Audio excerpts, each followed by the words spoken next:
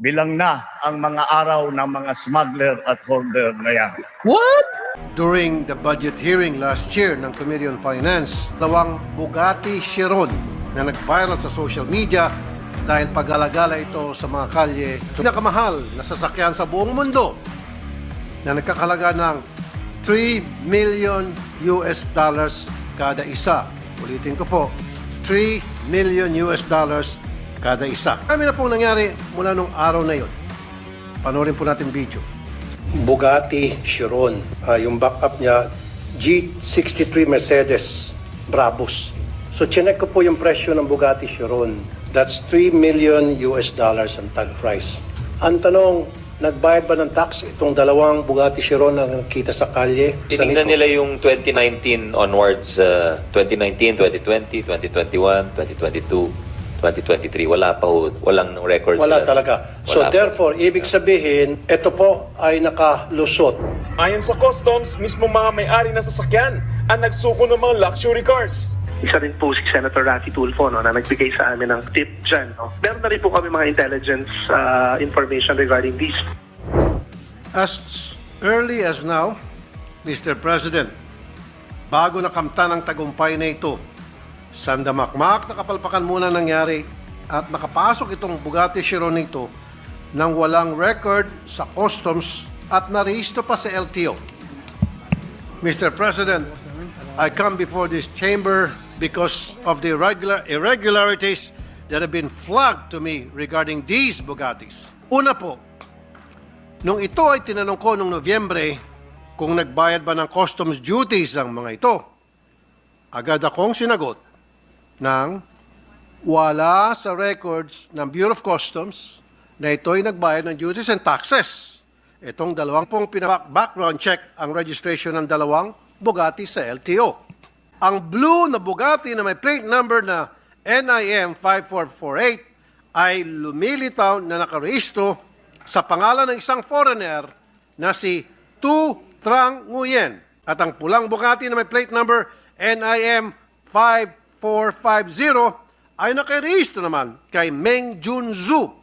Itong dalawang sasakyan ay magkasabay na prinoseso. Pareho itong in-import ng Frebel Import and Export Corporation na ang bill of lading ay may petsang December 24, 2022. At ito'y sabay na narehistro sa LTO noong May 30, 2023. Ang tanong ko po, paano ito narehistro sa LTO kung hindi ito nagbayad ng customs duties?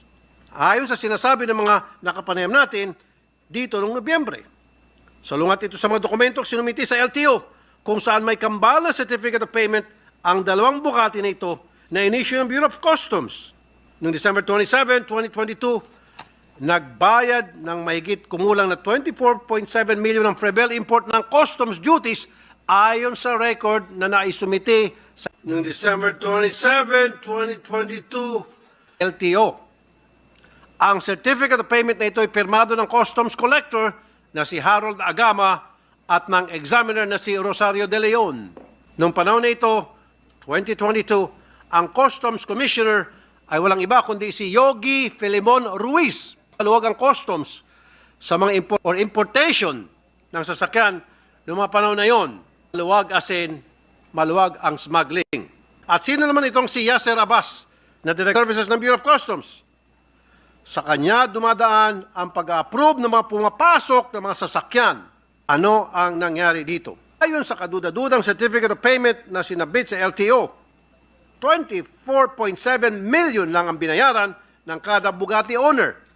Pero kung i-compute ito, mahigit 207 million kada Bugatti ang estimated duties and taxes na dapat sana nakolekta ng gobyerno. Ibig sabihin, naluging gobyerno ng 183 million pesos kada sasakyan. Total of 366 million pesos ang nalugi ang taong bayan dito. We have to implement already the National Single Window Program. Itong customs, they keep on delaying it sapagkat sila ay kumikita dito. Napakamakapangyarihan po nitong mga Bugatti owners. May galamay sila sa napakalaming ahensya ng gobyerno. At ayon sa isang article, itong si Trang Tu Nguyen na isa sa mga may-ari ng Bugatti ay isang insidente ng na-involve siya na isang Ferrari F8 pumasok sa EDSA bus lane.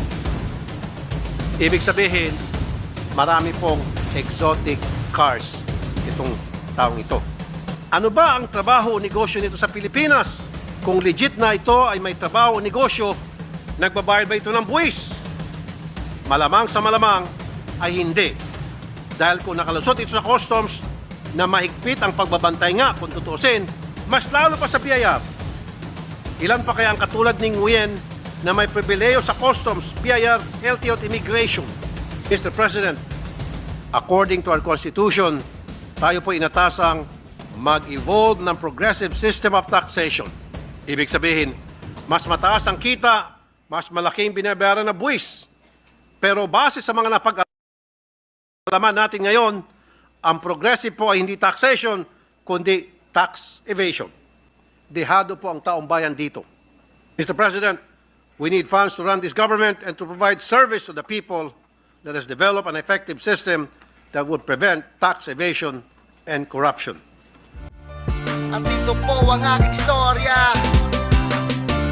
Listen. Ang awiting to ay kwento ng minsan ako'y nangarap na sumikat sa larangan at kung saan aking nahanap ang saya at kagalakan sa bawat sandali.